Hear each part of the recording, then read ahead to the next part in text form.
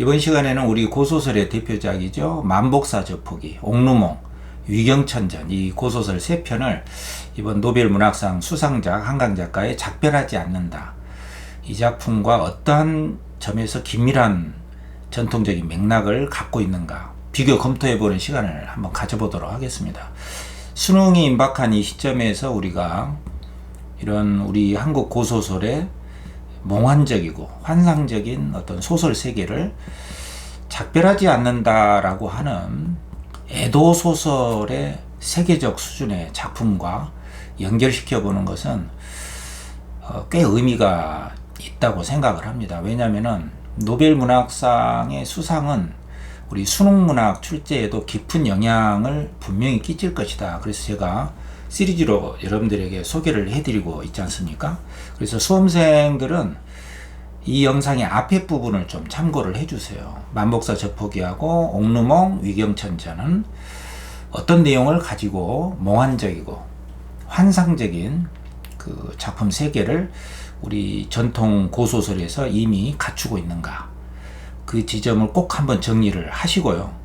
일반인들께서는 뭐 영상 처음부터 작별하지 않는다라고 하는 이 작품이 우연히 나타난 게 아니구나, 우리 한국 문학의 전통이 이런 게 이미 있었네 라고 하는 사실을 확인해 보시고, 후반부에는 이제 작별하지 않는다의 그 몽환적이고 환상적인 죽은 새 아마와의 만남, 또 병원에 있어야 할 인선이 갑자기 제주도 중산간에 이 경화 앞에 나타나서 그 대화를 나누면서 그 프로젝트, 작별하지 않는다라고 하는 프로젝트에 대해서 영혼의 만남의 대화의 장면이 펼쳐지는데, 이것이 어떠한 종류의 환상적이고 몽환적인 리얼리즘을 구축하고 있는가, 그 점을 감상해 보시는 시간을 가졌으면 좋겠습니다.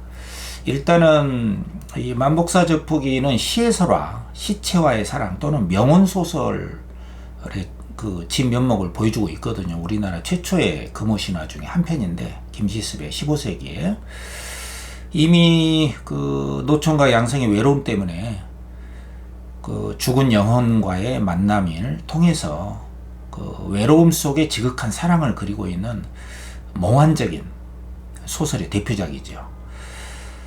그 속에 이제 삽입시도 나오기 때문에 소설 속에 이 시적 경향을 아울러 함축하고 있고, 또 옥루몽 같은 소설은 천상계에서 죄를 짓고 지상에 적강하게 된 인물들이 지상계의 지극한 그 즐거움을 누리다가 다시 천상계로 복귀하는 소설이기 때문에 우리 한강 작가의 작별하지 않는다가 보여주는 그 죽음과 상처와 아픔과 깊은 슬픔의 문학과는 정반대 측면에서 몽환적 또는 환상적 경향을 보여주는 소설이 되거든요. 그래서 참으로 비교 검토해보기 좋은 작품입니다. 그리고 위경천전은 이런 꿈이라든가 어떤 비현실계, 환상성이 전혀 없는 제거된 현실 속에 사랑 때문에 죽음에 이르기까지의 과정을 보여주는 위경천과 소숙방이라고 하는 주인공들의 현실적인 사랑과 죽음의 이야기예요. 그래서 우리 고소설의 전통이 지금의 한강 작가의 작별하지 않는다라고 하는 이 작품과 어떻게 연계가 되면서 그 전통적인 맥락 아래서 작별하지 않는다라는 작품이 탄생하게 됐는가라고 하는 그런 문화적인 또는 우리 문학의 전통적인 맥락 속에서 이해하는데 좋은 시간이 됐으면 좋겠습니다. 일단 이 작별하지 않는다라고 하는 작품은 뭐 여러분들이 뭐 읽어보신 분들은 알겠지만 에도 소설의 대표작이라고 할 수가 있거든요. 죽은 이에 대한 에게도 위로받지 못한 버림받은 영혼들을 위한 깊고도 넓은 슬픔의 그 고통을 그린 작품이죠. 그래서 보이지 않는 그 영혼들과의 교류, 감흥, 이것이 끝없이 펼쳐지고, 또 죽은 새, 이런 동물과 인간과의 그 감흥, 교류, 교육 이런 것들이 경계 없이 무경계로 막 펼쳐집니다. 또 인선병원에 두 손가락이 잘린 그 인선의 그 고통, 그것이 육체적인 그 고통이 또 죽은 영혼들의 고통과 연결이 되기도 하고, 또 저곳에 있어야 될 인물이 이곳에 나타나서 영적인 교류가 경계 없이 꿈과 현실, 과거와 현재가 막 중첩돼서 이루어지기 때문에 마치 평행우주론이 소설 속에 펼쳐지는 듯한 느낌을 주면서 어떠한 전통 아래 이런 소설이 탄생됐는가를 이해하는데 깊은 참고가 되는 소설입니다. 무엇보다도 이제 나중에 다시 따로 시간을 마련해서 살펴보겠지만, 작별하지 않는다라고 하는 작품은 우리 에도 소설, 죽은 이에 대한 진혼제 또는 위령제의 문학의 세계적 수준에 꼽히는 작품이다. 이런 평가를 할 수가 있고, 실제로 읽어보면은 너무나 버림받은 영혼들에 대해서 가슴 아픈 그 상처, 또 그 고통을 함께 공유하고자 하는 그 흔적이 너무나 강하게 배어 있기 때문에 그 소설을 읽고 난 우리들에게는 고스란히 그 아픔이 전해져 오면서 그 보이지 않는 존재들의 고통과 상처를 함께 공유하게 되는 그 놀라운 효과를 갖고 있습니다. 그런 점에서 우리 한강 작가의 이 작별하지 않는다라고 하는 작품은 어떤 그 육체의 언어가 가지고 있는 어떤 그 신체적 감각의 언어의 극치를 보여주면서 언어로서 이렇게 아픔과 상처를 느끼게 해주는, 그 극한까지 밀고 나가게 해주는 그런 소설임을 우리가 몸소 느끼게 됩니다. 어쨌든 이러한 사정은 나중에 제가 이제 작별하지 않는다라고 하는 의미는 어떤 것이고 이런 점들을 소상하게 따로 영상을 마련해 드리겠습니다. 오늘 이 시간에는 이제 우리가 만복사 저포기, 또 옥루몽, 유경천전, 수능에 출제될 만한 이러한 몽환적인 또 환상적인 소설의 전통을 제가 압축적으로 소개를 해드리겠습니다. 지금 작별하지 않는다라고 하는 작품이 뭐 여기저기서 엄청난 비난도 비판도 받고 있지 않습니까? 뭐 이른바 사실적 리얼리즘 또 사회주의적 리얼리즘 계통의 사람들에게는 역사적인 어떤 그 실천, 저항, 역사적인 사실을 몽환적인 것으로 덮어버렸다, 이런 비판도 있고, 또 우익 반공 세력, 또 뉴라이트 이쪽의 계열에 속한 사람들은 왜곡된 역사 의식에 잘못된 작품이다, 뭐 이런 그 엄청난 비난 아래 휩싸이고 있음에도 불구하고 작별하지 않는다라고 하는 이 작품은 그러한 비판 또는 엉뚱한 비난에 아랑곳하지 않는 높은 문학적인 진실성 또 예술성을 갖고 있습니다. 이 점에 대해서는 지금 이 자리에서 다 말씀드리기에는 너무 벅찬 이야기이기 때문에 일단은 우리 수험생들과 함께 또 일반인들과 함께 우리 전통적인 맥락 속에서 이 꿈과 현실, 또 천상계, 지상계, 또 죽은 영혼들과의 그 사랑, 이런 것들이 어떤 전통을 가지고 있는가를 생생하게 그 텍스트를 가지고 이야기를 한번 해보도록 하겠습니다. 영상을 한번 보시죠. 자, 여기에 보시면 2010년도에 이미 이제 기출문제 만복사 저포기가 출제가 됐어요. 그래서 이번에 작별하지 않는다라고 하는 이 죽은 존재들과의 영혼의 만남, 이런 거 몽환적인 작품의 전통으로 이미 자리 잡고 있음을 보여주는 소설이거든요. 그리고 수험생들은 이미 제가 그 메인 화면에 커뮤니티에 보면은 서대주전이라고 하는, 제가 좀 잊어버릴까봐 여러분들 꼭 알아야 될 고소설 작품으로서 서대주전, 요걸 꼭 참고를 하셔야 됩니다. 굉장히 중요한 동물 우화 소설이고, 또 달천몽유록이 있었어요. 몽유록계 소설 중에서. 그리고 옥림몽이 있었단 말이에요. 요거 이제 또 다른 가정 가문 소설이에요. 이 작품을 수험생들은 꼭 보셔야 됩니다. 자, 그 만복사저포기는 일단은 노총각 양생이 너무나 외로워서 이미 여러분들이 다 알고 있다시피 부처님께 남원에 있는 만복사라는 절에 가서 지극한 정성을 들여서 기도를 했더니 어떤 처녀가 나타나는 거죠. 근데 그 처녀는 뭐예요? 죽은 영혼이죠.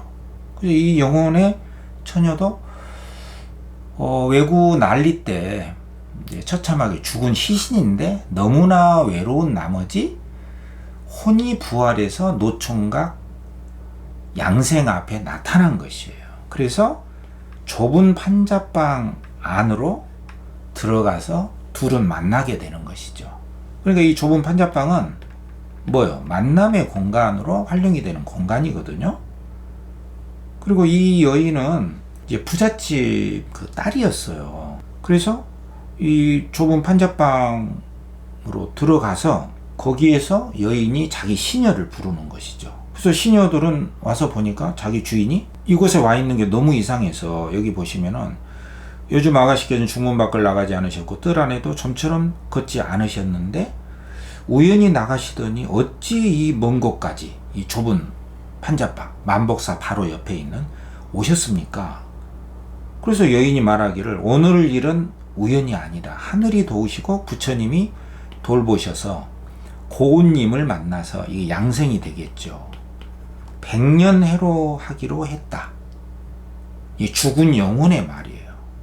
이게 환상성을 가지고 있는 것이거든요. 그래서 이런 전통을 이미 우리 소설 안에 풍부하게 담고 있는 것이죠.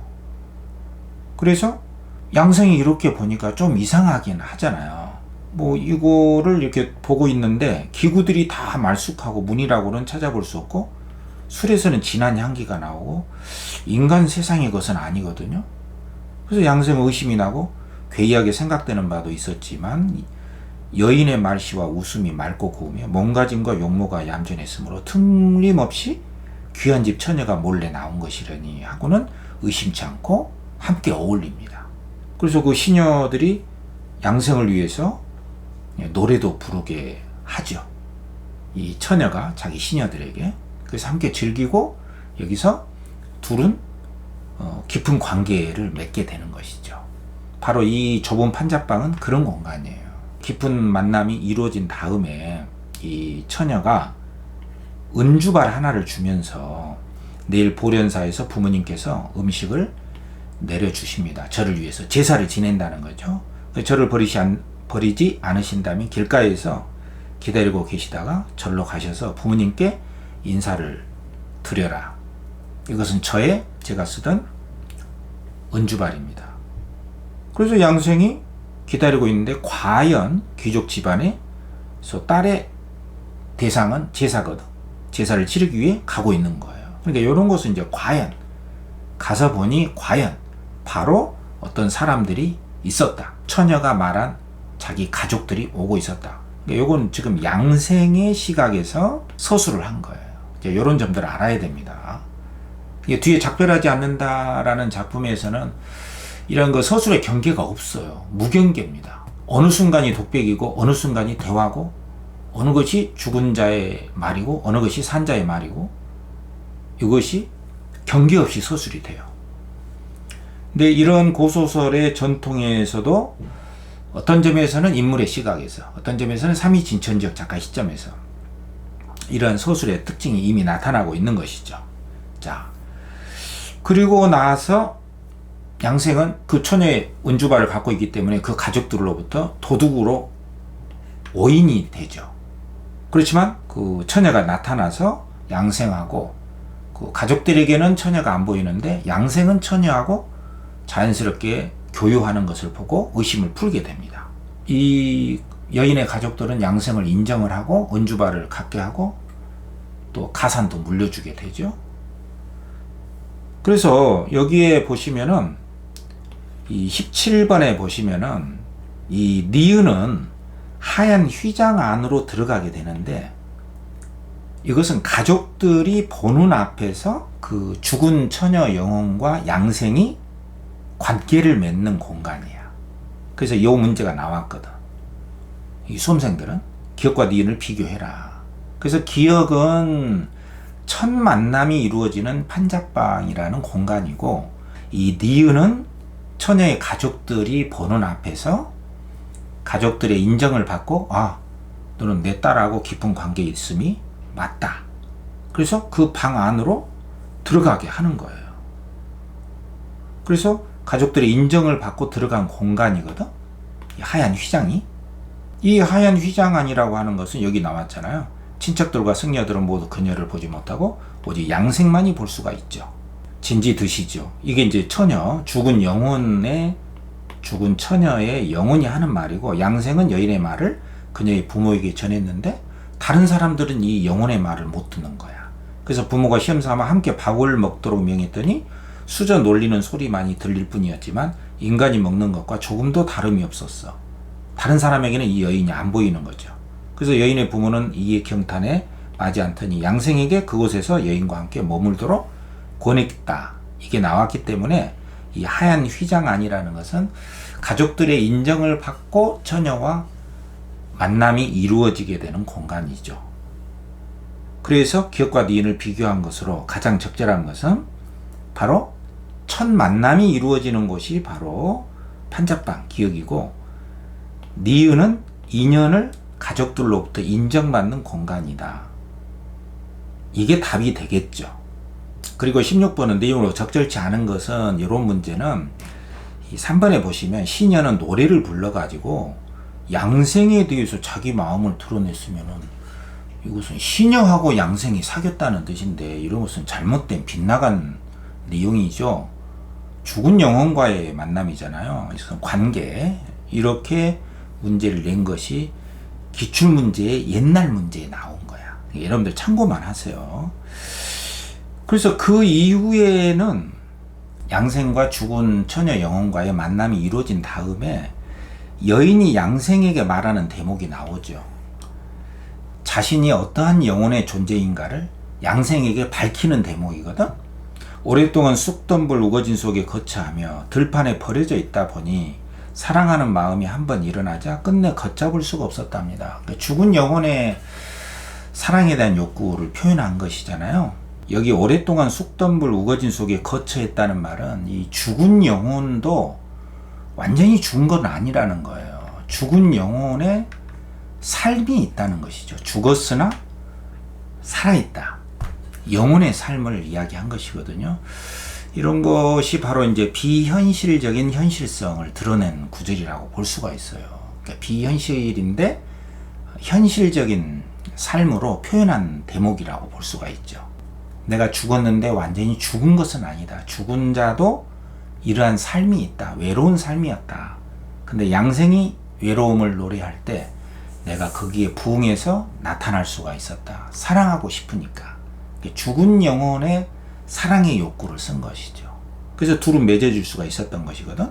근데 이 여인의 입에서 나온 말이 뭐냐면은, 지난번에 절에 가서 복을 빌고 부처님 앞에서 향을 사르며 일생운수가 박복하면 혼자 탄식하다가 뜻밖에도 3세의 인연을 만나게 되었지요. 그러니까 이 죽은 영혼인 이 처녀도 부처님 앞에 가서 너무나 외로웠던 자기 삶을 하소연했다는 것이에요. 그러니까 부처님이라고 하는 것은 노총각 양생과 외로운 영혼과의 만남을 이어주는 매개체가 되는 것이죠. 만복사 부처님이. 그래서 머리에 가시나무 비녀를 꽂은 가난한 살림이라도 난군의 안악으로서 100년 동안 높은 절기를 바치고 술을 빚고 옷을 지으며 한평생 지엄이로서의 도리를 닦으려 했던 것이랍니다. 하지만 한스럽게도 업보는 피할 수가 없어서 저승길로 떠나야만 했던 것이었어요. 떠나야만 하게 되었어요. 즐거움을 다 누리지도 못했는데 슬픈 이별이 갑자기 갑작스레 닥쳐왔군요. 그러니까 이 소설의 논리는 업에 따라서 자기가 지은 생각, 행동 이런 것들이 다 업이거든. 업보에 따라서 사랑을 하게 됐지만, 죽어서 사랑을 하게 됐지만 업보에 따라서 다시 돌아가게 됐다는 것이에요. 그러니까 이것이 바로 업보에 따른 인연론을 펼치는 소설이라고 볼 수가 있거든. 불교적 색채가 강하다고 봐야겠죠. 그래서 여인은 이렇게 시로 노래하거든. 저승길이 기한이 있어 슬프게도 이별합니다. 우리 님께 바라노니 저를 멀리 마옵소서. 애달파라 우리 부모님 나를 짝지어주지 못하셨네. 아득한 저승에서 마음의 한 맺히리. 돌아가야만 되는 그 슬픔을 또 노래한 것이죠. 그래서 양수행이 그 여인이 귀신이었음을 이제 알고 슬픔이 더해져서 여인의 부모와 함께 머리를 맞대고 흐느꼈다. 그리고 부모는 양생에게 우리 딸을 잊지 말게 해서 과연 가봤더니 그곳은 시체를 임시 묻어둔 곳이었다. 여인의 이제 무덤도 확인하게 되는 것이죠. 그 이후에 양생은 여인에 대한 애정과 슬픔을 이기지 못하고 논밭을 다 팔아서 계속해서 제를 올리니 여인을 위해서 제사를 지내는 것이죠. 제의성을 보여주는 거예요. 공중에서 이 제사 의식에 의해서 여인의 목소리가 울려 퍼지죠. 이런 것도 이제 천상으로 간 여인의 목소리가 들려온다는 점에서 상당히 환상적인 요소를 보여주는 것이잖아요. 당신의 지성을 들여주신 덕분에 저는 다른 나라에서 남자의 몸으로 다시 태어났습니다. 당신은 부디 깨끗한 업을 닦아서 함께 윤회의 굴레를 벗어나시기 바랍니다. 그래서 삶의 어떤 사랑과 슬픔, 그것의 근원은 업보에 있기 때문에 우리가 이 윤회의 굴레를 벗어나기 위해서는 깨끗한 업을 닦아서 우리가 이 윤회의 고리를 끊어야 한다라고 하는 이 불도, 이 불교의 어떤 진리, 이것을 설파한 그런 사상적인 흔적을 보여주는 소설이거든요. 유교시대의 이런 그 불교적인 윤회, 또 죽음의 영혼과의 그 만남, 이런 것을 환상적인 구도로 그려낸 우리 소설의 전통을 우리가 엿볼 수가 있는 것이죠. 자, 여러분들 이 만복사 저폭이 이생규장전도 마찬가지입니다. 이런 환상적인 몽환적인 소설의 전통이 있다는 거, 이걸 꼭 기억하면서 우리의 한강 작가의 작별하지 않는다의 환상성이 어떻게 전통적인 맥락 아래 놓여 있는가를 이해할 수 있는 계기가 됐으면 좋겠어요. 자, 그 다음에 옥루몽이라고 하는 것은 이 만목사 저폭의 죽은 영혼과의 그 사랑, 그리고 업보에 따른 이별, 그리고 슬픔, 이런 것하고는 좀 차원이 다릅니다. 이 옥루몽은 천상계에서 죄를 짓고 지상계에 내려온 주인공들이 지상의 지극한 즐거움을 맛보고 다시 천상계로 가서 천상의 즐거움을 맛보는 그 삶의 재미와 사랑과 그 활락, 즐거움을 끝까지 밀고 간 소설의 전통이에요. 그러니까 한강 작가의 작별하지 않는다의 그 몽환적인 리얼리즘하고는 약간 좀 거리가 있죠. 그러나 몽유롭게 꿈을 경계로 해서 서로 천상계와 지상계가 연결되는, 두 개의 삶이 연결되는 이러한 종류의 환상적인 리얼리즘의 전통을 가지고 있다는 사실을 우리가 확인할 수가 있거든요. 물론 이제 차원이 좀 다르긴 합니다. 작별하지 않는다의 그 빛깔과 또 만복사의 저포기하고도 좀 달라요. 그러니까 유교적인 어떤 그 입신 출세, 삶의 현세적인 즐거움, 이런 것을 이원적 세계, 천상과 지상계라는 세계를 설정하면서 궁극적으로는 삶의 현세적 즐거움을 끝까지 추구해간 소설의 전통으로 볼 수가 있거든. 그래서 옥림몽하고는 또 다릅니다. 여러분들, 가정 가문 소설 다른 거예요. 달천몽유라고도 다릅니다. 그래서 옥루몽은 이미 2014년에도 출제가 됐고, 여기 앞부분 줄거리 보시면은 천상에서 벌을 받은 문창성이 꿈을 꾸어서 인간 세상의 양창곡으로 다시 태어나게 되고, 천상에 있었던 제방옥녀 선녀들이야. 천요성, 홍란성, 제천선녀, 도화성도 이러한 그 천상의 선녀들도 인간 세상의 윤소저, 황소저, 강남홍, 벽성선, 일지련으로 다시 태어나서 양창곡하고 결연을 맺게 되고, 양창곡은 벼슬하고 온갖 종류의 인간 세계의 즐거움을 맛보고 다시 천상계로 복귀하는 그런 구조로 되어 있거든. 그러니까 여기에는 어떤 삶의 상처, 죽은 영혼들과의 만남, 이런 세계하고는 좀 결이 다르죠. 그래서 우리 한국 소설의 이 환상적인 구도는 크게 두 개의 세계가 있다. 어떤 그 삶의 고통, 죽음, 슬픔의 세계, 개통의 몽환적 고소설의 전통이 있고, 삶의 현세적 즐거움을 극한까지 밀고 나간 그 몽유롭게 소설의 전통에 옥루몽이 있다. 구몽도 옥루몽의 연속선상이 있다고 볼 수가 있어요. 그래서 여기에 수능 기출에 나온 부분은 이 현세 천상계에 내려온 여주인공 중에 한 명이죠. 강남홍이 취해서 취복루에 가서, 요게 이제 꿈이죠. 꿈인데 세속이야. 현실 세계죠. 천상에서 내려왔으니까 현실 세계단 말이야. 취복루에 가서 잠이 들었어. 그러니까 천상 세계에서 속세를 내려왔는데, 속세에서 또 꿈을 꿔가지고 잠속에서 명산에서 비현실계의 존재 보살을 만납니다. 보살, 관세음보살이거든. 그래서 관세음보살이 꿈속에 나타나서 강남홍은 인간지락이 어떠한가 이렇게 묻는 대목이 나와요. 그리고 이 보살이 너 천상계의 존재인 지상계에 내려온 넌데, 너 천상계의 존재인 네가 이 지상계에 와서 놀고 있는데 이 즐거움이 어떠냐? 양창곡하고 지금 다른 여인들과 함께 재미있게 가정을 꾸리면서 사는 재미가 어떠냐? 그러니까 여기에서는 고통과 상처, 아픈, 죽음을 다루는 소설이 아니야. 이 몽환적 소설은 즐거움과 재미를 극한적으로 밀고 나가는 소설이에요. 락이 나오거든. 락. 인간지락이 어떠냐? 그러니까 강남홍이 얼떨떨해가지고 누구십니까? 그러니까 보살이 웃고서 석장, 지팡이를 딱 던지니까는 바로 하늘에 닿습니다. 이런 게 바로 이제 장면 전환이거든. 그러니까 속세에 있는 강남홍의 꿈에 보살이 나타나서 천상계로 안내하는 거예요. 그래서 강남홍이 이게 무슨 문입니까?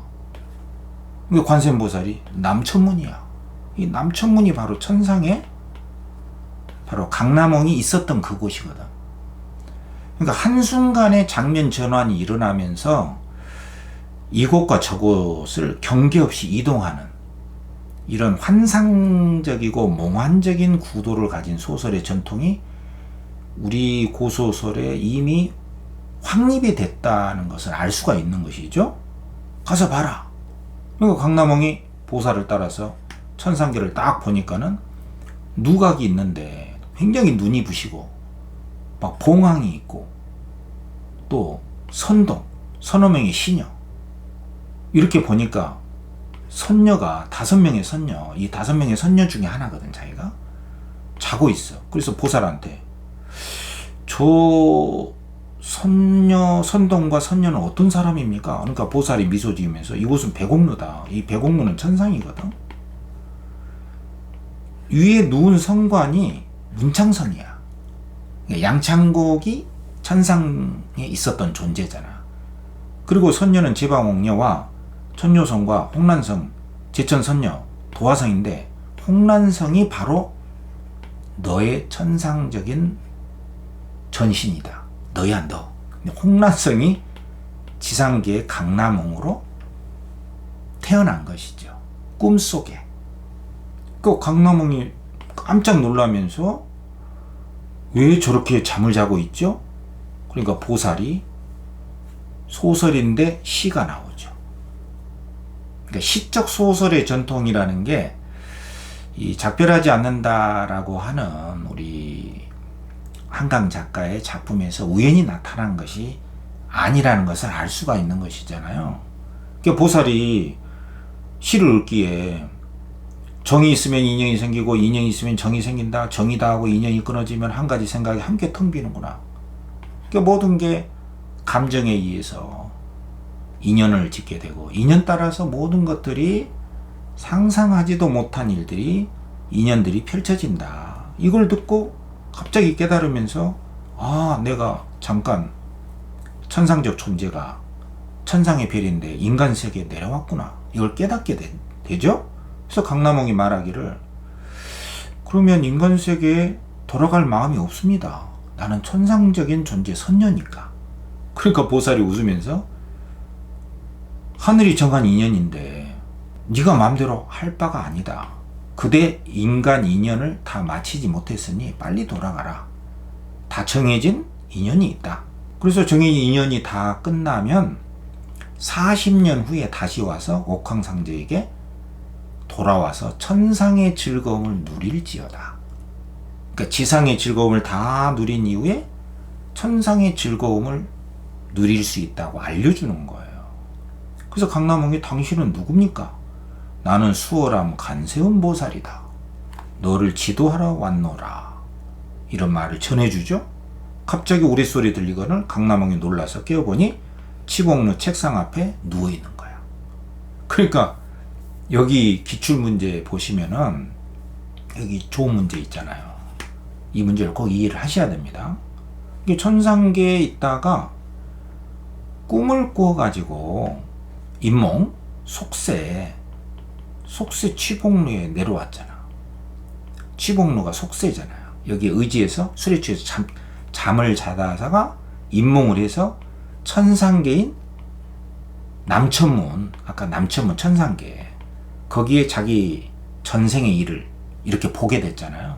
이게 요 관계를 잘 봐야 되는 거예요. 이게 환몽구조거든. 이 몽환적 소설의 전통이 이렇게 확립이 돼 있는 거예요.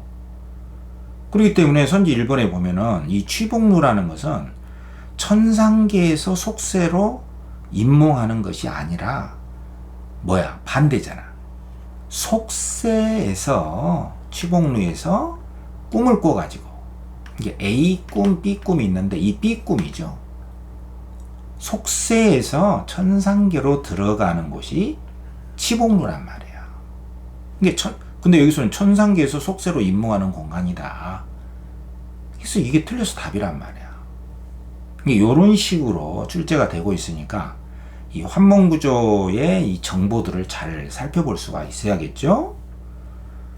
그래서 이제 자기가 이 관세음보살을 꿈에 꿨습니다 하고 이제 자기 시어머니한테, 그러니까 양창곡의 어머니죠, 허부인인데, 허부인 이 말을 듣고 강남홍에게 내가 자식이 없을 때 옥년봉 돌부처에게 기도하고 연왕이 바로 양창곡이거든. 우리 아들을 낳았고 너희들이 우리 아들의 짝이 되었다. 그래서 이 돌부처가 관세음보살이다. 근데 네가 그런 꿈을 꿨다고? 이거는 불사를 권하는 것이다. 암자를 지어야겠다. 그래서 공덕을 갖고자 한다. 해서 벽성선의 아빠인 보조국사를 청해가지고 옥년봉의 암자를 만들어줍니다. 이게 이제 불사, 공덕을 짓는 것이죠. 그래서 그 이후에 이제 이 5명의 여주인공들하고 양창곡은 부귀영화를 누리다가 입신양명하고 부귀영화를 누리다가 다시 천상계로 돌아가는, 그러니까 이러한 환몽구조는 인간세계의 부귀영화의 꿈을 극한까지 밀고 나간 즐거움과 어떤 세속의 부귀 활락의 꿈을 환몽구조 속에 녹여낸 것이라고 볼 수가 있겠죠. 그러니까 이런 것도 굉장히 경계 없이 천상계에서 꿈을 꾸면서 지상계로, 지상계에서 다시 꿈을 꾸면서 천상계로, 그래서 천상계 A, 지상계 B, 다시 지상계에서 천상계로, 이런 것들이 다 꿈이라고 하는 이 몽, 이 몽의 세계를 통해서 경계 없이 이동을 하기 때문에 이런 것을 뭐라고 합니까? 여기 순간적으로 장면을 전환해서 사건의 환상적 면모를 부각하고 있다. 이런 선지가 적절한 것으로 맞는 것이죠. 이런 걸 꼭 알아야 되겠고, 나머지도 여러분들 한번 풀어보시고 이 문제는 꼭 이해를 해야 된다. 이 말을 강조를 하겠습니다. 자, 이 정도로만. 자, 그러면 이제 권필의 위경천전이라고 하는 것은 우리 교재, 제 교재 있죠? 요거 여기에 64쪽에 제가 수록을 해놨는데, 이 작품은 한마디로 환몽구조가 없어요. 환상성이 없습니다. 그러니까 천상계, 지상계도 없고 꿈도 없어요. 그냥 남녀의 사랑과 비극적인 죽음이 있을 뿐이거든. 그러니까 이런 소설은 이제 왜 소개를 하냐면 이 몽환적 구조가 아닌 이러한 고소설의 전통도 있다. 이것만 참고를 하시면 됩니다. 그래서 환상성이 제거된 이런 소설, 권필의 주생전도 있고 위경천전도 있고 이런 소설의 전통도 있거든. 그러니까 이런 소설은 환상성이 없기 때문에 현실주의적인 성격이 굉장히 강하거든요. 그래서 위생이 어느 날 이제 놀러 갔다가 소숙방이라고 하는 그 처녀하고 우연히 만나서 그 집에서 깊은 관계를 갖게 되거든. 근데 집으로 돌아오게 되고 그냥 사랑 상사병에 빠지게 돼요. 그래서 위생이 죽을 지경에 이르러서 그 눈물을 흘리면서 자기 부모한테 이런 이야기를 하거든. 제가 경박한 행동으로 담장을 엿보는 죄를 범했다. 그럼 와서 보니까 그녀가 너무 생각이 나서 미친 병이 생겼다. 죽을 지경이다. 이게 A 부분이야. 근데 여기에는 무슨 뭐 꿈과 천상계, 또 죽은 영혼과의 사랑 이런 게 없어요. 그냥 현실적입니다. 그죠? 그래서 부모가 이 말을 듣고 깜짝 놀래서 이 소저, 그러니까 자기 아들과 관계를 맺었던 소상국 댁에 하인을 불러가지고 혼인을 청하는 편지를 써서 보내죠. 그런데 그 소저의 집에서도 사실은 그 소숙방이라는 처녀도 상사병에 걸려서 죽을 지경이었거든. 근데 남자 집안에서 위생의 집에서 먼저 편지가 온 거예요. 그래서 상국댁에서 보낸 심부름꾼이 먼저 도착했습니다. 위생의 아빠가 보낸 편지 한 통. 그것을 읽어주죠. 그래서 그 위경천의 아빠가 이렇게 편지를 보낸 거야. 저는 높은 벼슬을 지닌 가문의 사람이다. 재상의 지위도 올랐다. 지금은 은퇴해서 물러나서 한적하게 쉬고 있습니다. 그래서 우리 아들이 당신 딸을 이렇게 사랑해서 죽을 지경에 이르렀으니 어떻게 하면 좋겠습니까? 혼인을 청하는 편지를 보내준 거예요. 그래서 속히 좋은 날을 잡아서 혼례를 올리게 해주시기 바랍니다. 그러니까 여기서는 뭐 혼사 장애가 없어요. 없습니다. 부모들도 다 조력자로서 등장을 하거든. 그래서 심부름꾼이 와서 저간의 사정을 우리 아가씨도 저 위경천하고 만난 이후에 병이 들었습니다. 이런 사정을 다 이야기해 주는 거예요.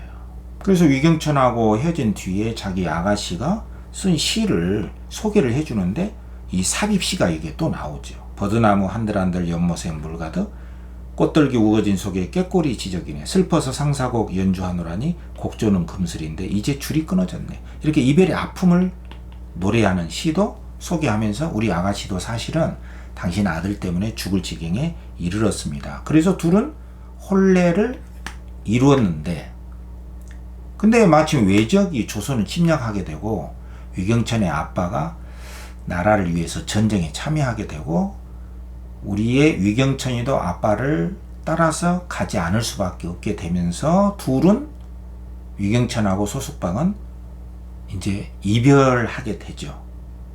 근데 이 소설은 무슨 뭐 어떤 매개물을 통해서 다시 만나게 되고 그런 구도를 취하지 않거든.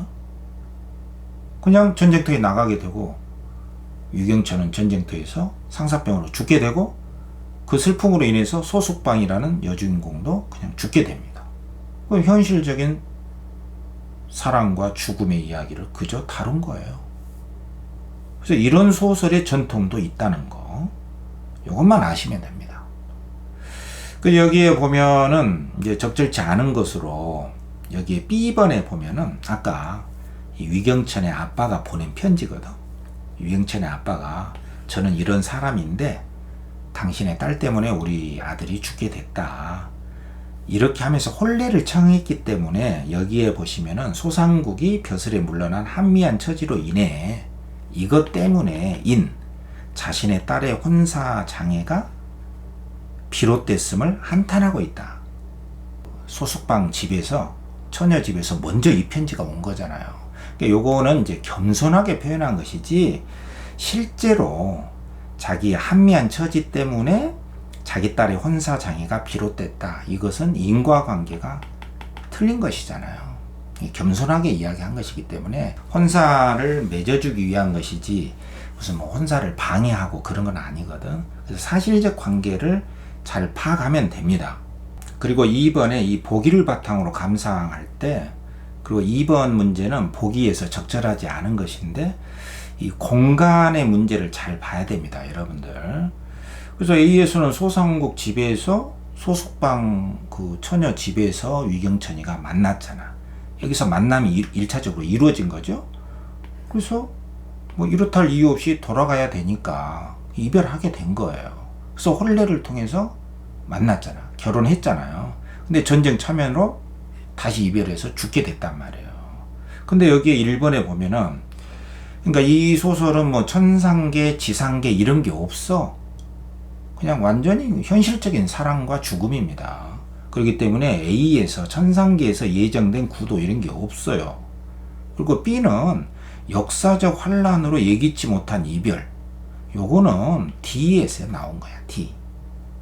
B가 아니라 B는 그냥 첫 만남 이후에 그냥 이별한 거예요. 역사적 환란은 나중에 나오잖아요. 근데 이런 것들을 여러분들이 주목해서 정리를 하면 됩니다. 자, 이렇게 보면은 만복사 저폭이, 옥루몽, 위경천전은 각각 그 결이 조금씩 다른 우리 고소설의 전통적인 맥락을 잘 볼 수가 있죠. 이런 전통적인 맥락에서 보면은 작별하지 않는다라고 하는 소설은 어떤 소설의 맥을 가장 충실하게 잇고 있는가 하면은 어떻습니까? 만복사 저폭이의 전통을 말하자면 시의 설화라든가 명훈 소설이라고 하는 그 소설의 전통을 잘 이어서 현대적인 환상적인 또는 몽환적 리얼리즘을 잘 보여준 소설이라고 볼 수가 있거든요. 이 작별하지 않는다의 경우에 몽환적이고 환상적인 대목의 진수를 보여준다고 생각되는 대목은요, 죽은 새 아마와의 대화, 그리고 인선이 서울 병원에 있어야 되는데 갑자기 제주 중산간에 나타나서 경아하고 대화를 나누는 대목이 되겠죠. 이 소설 전체의 줄거리를 다 이야기하기에는 지금 시간은 좀 적절치가 않은데요.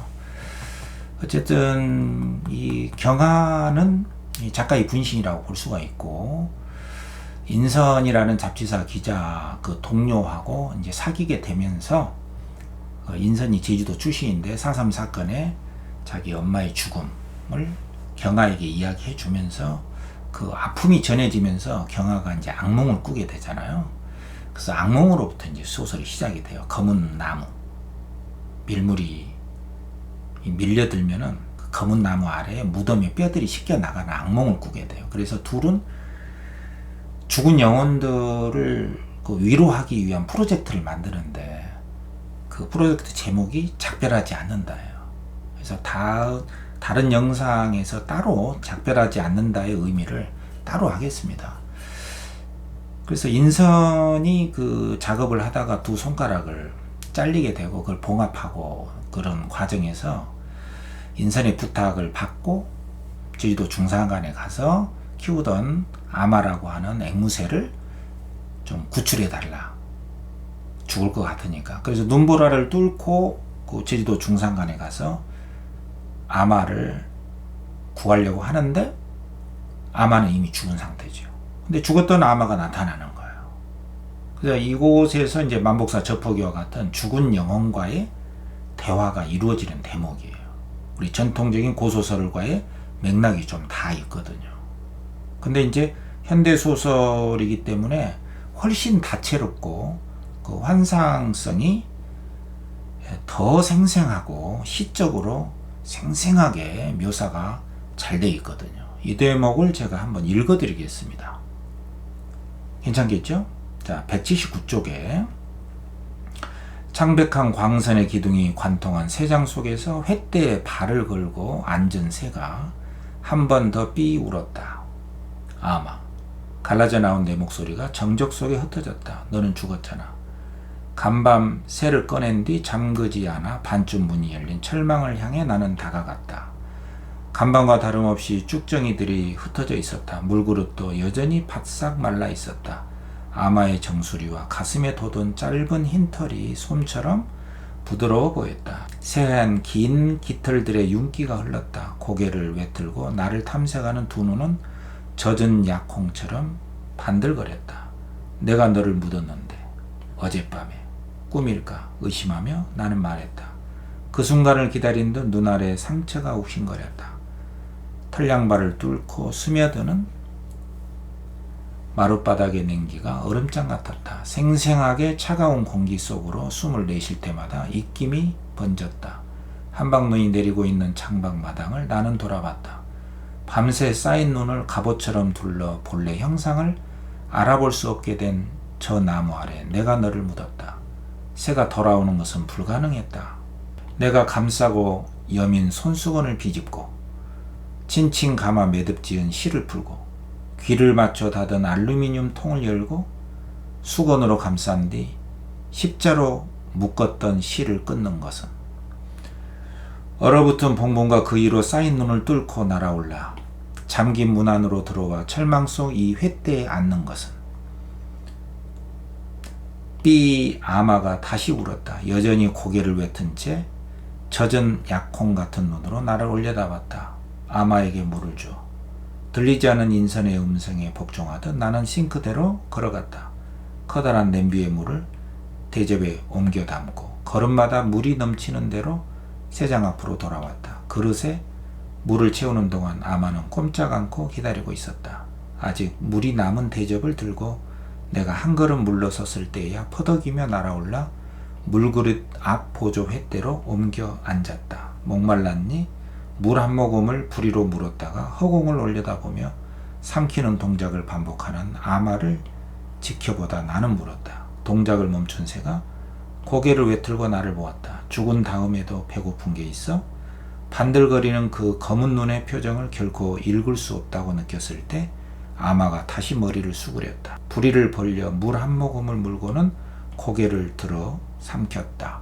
이런 대목에서는 죽은 새임이 명료한데 살아있는 아마와의 만남이 생생하게 그려지고 있는 몽환적인 환상적인 그 대목이 잘 표현이 되어 있습니다. 이 대목은 죽은 새 아마를 묻는 대목인데 이 대목이 이제 죽은 새 아마를 위한 진혼제, 혼을 위로하는 위령제의 대목이라고 볼 수 있거든요. 아마를 이제 묻는 대목이에요. 그때 부드러운 눈이 내립니다. 자, 이 대목을 한번 읽어보겠습니다. 간방 공방과 안채를 오가며 내가 내놓았던 발자국은 흔적도 남지 않았다. 눈을 뚫고 가려면 처음부터 다시 길을 내야 했다. 눈에 묻혀 자루끝만 보이는 삽을 꺼내 털다 말고 나는 멈췄다. 살아오면서 보았던 눈송이 중 가장 커다란 것이 손등에 떨어졌기 때문이다. 막 내려앉은 순간 눈송이는 차갑지 않았다. 거의 살갗에 닿지도 않았다. 결정의 세부가 흐릿해지며 얼음이 되었을 때에야 미세한 압력과 부드러움이 느껴졌다. 얼음의 부피가 서서히 줄어들었다. 흰빛이 쓰러지며 물이 되어 살갗에 맺혔다. 마치 내 피부가 그 흰빛을 빨아들여 물의 입자만 남겨놓은 것처럼 어떤 것과도 닮지 않았다고 나는 생각했다. 이렇게 섬세한 조직을 가진 건 어디에도 없다. 이렇게 차갑고 가벼운 것은, 너가 자신을 잃는 순간까지 부드러운 것은, 이상한 열정에 사로잡혀 나는 눈 한 줌을 움켜 쥐었다가 펼쳤다. 손바닥 위에 놓인 눈이 새털처럼 가벼웠다. 손바닥이 연한 분홍빛으로 부푸는 동안 내 열기를 빨아들인 눈이 세상에서 가장 연한 얼음이 되었다. 잊지 않을 거라고 나는 생각했다. 이 부드러움을 잊지 않겠다. 그러나 이내 견딜 수 없이 차가워져 나는 손을 털었다. 흠뻑 젖은 손바닥을 코트 앞자락에 문질러 닦았다. 삽시간에 딱딱해진 손을 남은 손에 비볐다. 열기가 지펴지지 않았다. 몸속 온기가 모두 손을 통해 빠져나간 듯 가슴이 떨려왔다. 이 대목이 바로 이 세상에서 가장 섬세하고 연약하고 부드러운 눈 속에 그 눈을 맞으면서 죽은 새 아마를 묻는 대목이거든요. 이게 죽은 새 아마를 위한 일종의 위령제라고 볼 수가 있어요. 그런가 하면은 이제 병원에 있어야 할 인선이가 그 두 손가락에 봉합한 두 손가락의 통증을 참으면서 병원에 있어야 할 인선이 갑자기 제주도 중산간에 경화 앞에 나타나는 거예요. 86쪽에 요 대목을 한번 읽어보겠습니다. 그래서 이런 대목은 어떤 그 공간의 해체라고 볼 수가 있거든요. 시공간을 해체하고 어떤 그 우주의 평행 이론처럼 이곳에 있는 모습이 저곳에 동시에 나타나기도 하는 이런 중첩과 연결의 미학을 잘 보여주고 있거든요. 자, 읽어보겠습니다. 그 사이 공방 뒷문 앞에 다시 쌓인 눈을 치우고 문고리를 비틀어 당기자 어둠 속에 잠겨있던 실내에 세상의 빛이 길게 드리워졌다. 빛을 등지고 들어서며 나는 손전등을 켰다. 내 팔의 움직임에 맞춰 흔들리는 광선이 나루를 향해 낸 길을 따라 바닥에 피를 밟지 않으려 조심하며 걸어 들어갔다. 코드 뽑힌 전기 그라인더가 그림자를 펼친 작업대에 가까워졌을 때 거무스름한 사람의 형체 같은 게 보여 얼어붙듯 멈춰섰다. 검고 둥근 그 형상이 흔들리며 길어졌다. 웅크렸던 몸이 펼쳐지는 거다. 무릎이 펴지며 두 발이 땅을 디뎠다. 팔에 파묻혔던 얼굴이 나를 향했다. 경아야. 잠에서 막 깨어난 것 같은 목소리가 정적의 찰과음을 냈다. 나도 모르게 손전등을 끄고 등 뒤로 숨겼다. 바닥에 핏자국을 보게 해서는 안 된다는 생각이 반사적으로 스쳐서다. 뒷문으로 들어온 회청색 빛이 인선의 얼굴을 어렴풋이 비추어 손전등 없이도 표정을 알아볼 수 있었다. 언제 왔어? 병실에서만큼은 아니지만 창백하고 야인 얼굴이었다. 눈을 비비는 그녀의 오른손이 상처 없이 깨끗한 것을 나는 보았다. 어떻게 온 거야? 연락도 없이? 어둠 때문에 더 커 보이는 인선의 두 눈이 내 얼굴을 뚫어지게 바라보았다. 얼굴은 왜 다쳤어? 나무에 긁혔어. 저런 탄식하는 그녀의 눈이 어두워졌다. 왜 불이 켜졌지? 낮은 목소리로 인선이 물었다. 혼잣말처럼 흐릿하게 덧붙여 중얼거렸다. 내가 끄지 않았는데. 그녀의 미간에 깊이 그어진 주름을 보며 나는 말했다. 정전이야. 그걸 어떻게 알아? 대답을 듣고 싶지 않은 듯 그녀의 눈길이 내 얼굴을 비껴 뒷문 밖의 마당을 향했다. 언제 이렇게 눈이 내렸지? 내가 아니라 자신에게 묻는 것 같은 목소리였다. 꿈인가? 점점 무거워지는 흰 새들처럼 낙하하는 눈송이들을 내다보며 그녀는 꼼짝 않고 서 있었다. 마침내 눈길을 돌려 나를 마주보는 그녀의 얼굴이 미묘하게 달라져 있는 것을 나는 알아차렸다. 지난 20년 동안 나에게 아껴뒀던 따스함이 한꺼번에 흘러나온 듯 조용히 물기를 머금고 빛나는 눈이었다. 여기서 잠드는 일이 좀처럼 없는데 왜 이렇게 잠이 쏟아졌는지 몰라. 부드럽게 불평하듯 그녀가 말했다. 추운 듯 두 팔로 자신의 어깨를 안으며 나에게 물었다. 춥지 않아? 낯익은 눈웃음이 어린 그녀의 눈가에 자잘한 주름이 패였다. 188쪽까지 읽어봤는데요. 그 이후에 이제 인성과의 대화가 길게 나열이 되면서 바로 제주도 4.3 사건의 그 내력, 그 잔혹한 살상의 그 장면이 이제 본격적으로 인선의 말을 통해서 듣게 된 제주 4.3 사건의 그 시신들의 끔찍한 장면, 그리고 그 아픔들, 그것들이 쭉 서술이 되면서 꿈과 현실, 또 이곳과 저곳, 죽음과 삶, 이런 것들이 경계 없이 해체되면서 환상적이고 몽환적인 그 리얼리즘의 수법으로 전개가 되면서 독자들에게 그 잊혀졌던 혼들의 그 아픔을 공유하는 그 흡입력을 놀랍게도 생생하게 전달해주는 그 에도문학의 대표작으로서 작별하지 않는다의 소설이 전개가 되고 있습니다. 그래서 오늘은 수능 시험이 임박한 이 시점에서 우리 한강 작가의 노벨 문학상 작품이 수능 출제에 영향력을 분명히 미칠 것이다. 이런 관점 아래서 우리 고소설의 전통적인 환상성, 그 몽환적인 그 작품의 그 대표작으로서 만복사 저포기하고 결이 좀 다르긴 하지만 옥루몽, 그리고 환상성이 완전히 제거된 현실적인 사랑과 죽음의 이야기, 위경천전, 이 세 편을 여러분들에게 소개를 했습니다. 앞에 부분을 잘 참고하시고, 또 뒷부분에 작별하지 않는다의 요 대목은 제가 따로 수능이 끝나고 나면은 한강 소설의 작품의 미학이라든가 작품의 특성, 왜 작별하지 않는가라는 제목을 붙였을까, 그 의미들에 대해서 따로 시간을 내서 살펴보도록 하겠습니다. 자, 오늘 여기까지 마치도록 하겠습니다.